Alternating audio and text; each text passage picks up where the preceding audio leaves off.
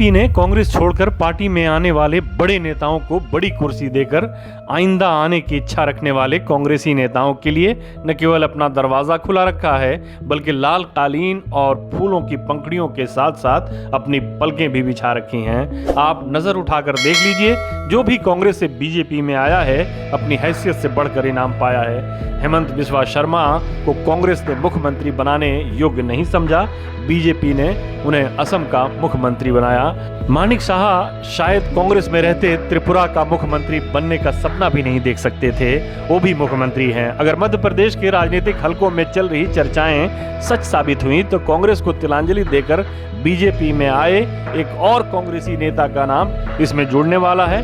ये नाम है ज्योतिरादित्य सिंधिया का। सिंधिया के मुख्यमंत्री बनने की इच्छा जाहिर है। कांग्रेस ने 2018 के चुनाव अभियान के दौरान उन्हें अघोषित तौर पर अपना प्रत्याशी बनाया था।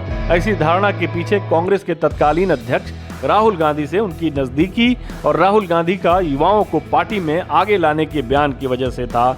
चुनाव में जीत के बाद मध्य प्रदेश के बुजुर्ग कांग्रेसियों कमलनाथ और दिग्विजय सिंह ने युवा सिंधिया का पत्ता साफ कर दिया था।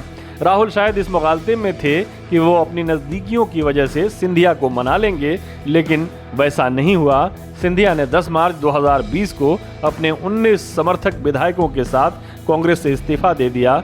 उसके बाद उन्होंने इन विधायकों के साथ भारतीय जनता पार्टी की सदस्यता ले ली थी। जैसे जैसे मध्य प्रदेश के चुनाव नज़दीक आ रहे हैं, ये चर्चा शुरू हो गई है कि बीजेपी की ओर से मुख्यमंत्री कौन बनेगा। शिवराज सिंह चौहान, जो फिलहाल सिंधिया ही के कारण मुख्यमंत्री की कुर्सी पर विराजमान है, या कोई और नया चेहरा पार्टी की ओर से लाया जाएगा। ऐसा माना जा रहा है कि इस बार पार्टी की ओर से मुख्यमंत्री की रेस में उनके साथ सबसे ऊपर ज्योतिरादित्य सिंधिया का नाम है। पिछले कई महीनों से इस बात की चर्चा जोरों पर है। खुद सिंधिया भी कांग्रेस इसलिए छोड़कर आए थे क्योंकि उन्हें मुख्यमंत्री नहीं बनाया गया था। ये भी कहा जा रहा है कि भारतीय जनता पार्टी मध्य प्रदेश में ज्योतिरादित्य सिंधिया को मुख्यमंत्री बनाकर एक तीर से कई निशाने साधने का प्रयास कर रही है। एक तो ये कि मुख्यमंत्री शिवराज सिंह चौहान के बाद पार्टी में कई बड़े नाम मुख्यमंत्री के लिए अपनी दावेदारी पेश कर रहे हैं, लेकिन स्वाभाविक रूप से ये सभी एक दूसरे के खिलाफ भी हैं। ज्योतिरादित्य सिंधिया चूंकि पार्टी में नए नए आए हैं, इसलिए उनके नाम पर कुर्सी की दौड़ में शामिल नेताओं के बीच नाराजगी खत्म हो सकती है।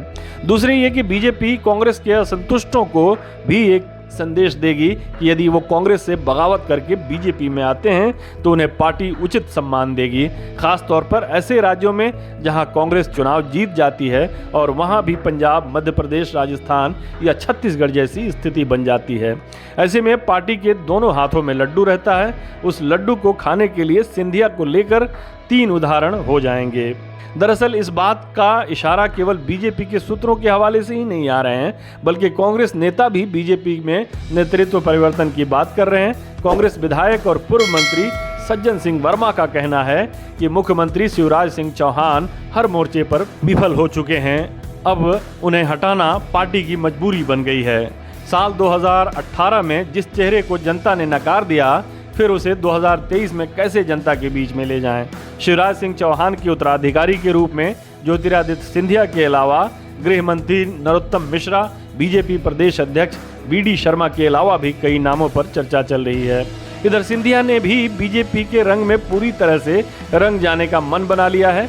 अब तक उनके निशाने पर कांग्रेस पार्टी रहा करती थी। राहुल गांधी को उन्होंने प्रत्यक्ष रूप से कभी निशाना नहीं बनाया था, लेकिन अब बीजेपी में पूरी तरह से समाहित हो जाने के लिए उन्होंने अपनी 16 साल पुरानी दोस्ती को किनारे करने का मन बना लिया है। सिंधिया ने हाल ही में संपन्न हुए 3 राज्यों के चुनाव परिणाम के लिए राहुल गांधी को सीधे तौर पर जिम्मेदार ठहराया और ये तय कह दिया कि आने वाले भविष्य में कांग्रेस का अस्तित्व बचेगा या नहीं बचेगा, ये कहा नहीं जा सकता है।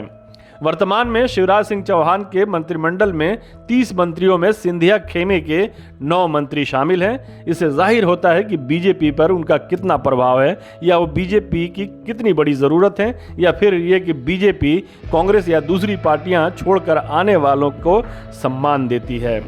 अब तक सिंधिया शिवराज सिंह चौहान को कांग्रेस नेता के तौर पर चुनौती पेश करते रहे थे, लेकिन अब वो बीजेपी में आकर उन्हें प्रदेश के मुख्यमंत्री पद के लिए चुनौती पेश कर रहे हैं। मध्य प्रदेश मामलों के जानकारों का कहना है कि पार्टी शिवराज सिंह चौहान को अभी पद से हटने के लिए नहीं कहेगी। बहुत मुमकिन है कि यहाँ भी त्रिपुरा या गुजरात की तरह मुख्यमंत्री रिपीट किया जाएगा, क्योंकि वो राज्य में काफ़ी लोकप्रिय हैं और उनकी उम्र भी उनके साथ है। लेकिन ये भी हकीकत है कि सिंधिया के बीजेपी में आने के बाद पार्टी समर्थकों का एक बड़ा वर्ग उन्हें मुख्यमंत्री के रूप में देखना चाहता है। कुल मिलाकर सिंधिया का दावा काफ़ी मजबूत है। यदि पार्टी उनको मुख्यमंत्री के चेहरे के तौर पर प्रोजेक्ट करती है तो राज्य में कांग्रेस का काम मुश्किल हो जाएगा। हमारे साथ जुड़ने के लिए आपका शुक्रिया। हमारा वीडियो पसंद आए तो इसे लाइक करें, हमारे चैनल को सब्सक्राइब करें और कमेंट बॉक्स में जाकर अपनी राय ज़रूर दें।